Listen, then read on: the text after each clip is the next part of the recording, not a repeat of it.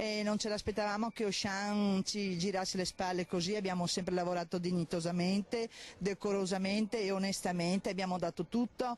Arrabbiati, delusi ed amareggiati, questa mattina hanno incrociato le braccia i dipendenti del centro commerciale Auchan, 65 i dipendenti dell'ipermercato che a Mestre rischiano il posto, ma in totale nel territorio nazionale la mobilità è stata aperta per 1426 persone, volantinaggio e cori per i numerosi lavoratori.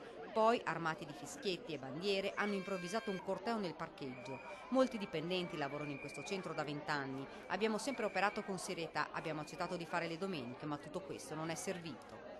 Non è piacevole, sai sempre hai una famiglia alle spalle, non sai come può andare e si spera sempre che qualcuno riesca a risolvere il problema.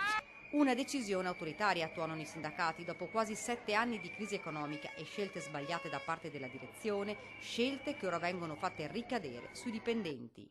Noi siamo profondamente contrari a questa azione del gruppo Auchan, non solo perché ha esteso la superficie, ovviamente con la motivazione di creare occupazione, e sempre con la motivazione di creare occupazione ha deciso anche di tenere aperto i festivi e le domeniche e poi lascia a casa la gente.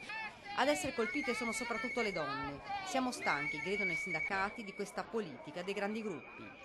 Questi si sono arrabbiati perché non riescono più a guadagnare come nel passato, scaricano le loro scelte sui lavoratori e soprattutto sulle donne, spesso con monoreddito, spesso a part-time, spesso in servizio 7 giorni su 7, noi queste cose non le accettiamo. La paura è che, come per altri grandi gruppi, anche questo possa in futuro lasciare il nostro paese, mandando a casa migliaia di dipendenti. La battaglia è appena iniziata, assicurano, e se l'azienda non dovesse accettare di sedersi ad un tavolo per discutere, i dipendenti, assicurano, torneranno in strada a protestare.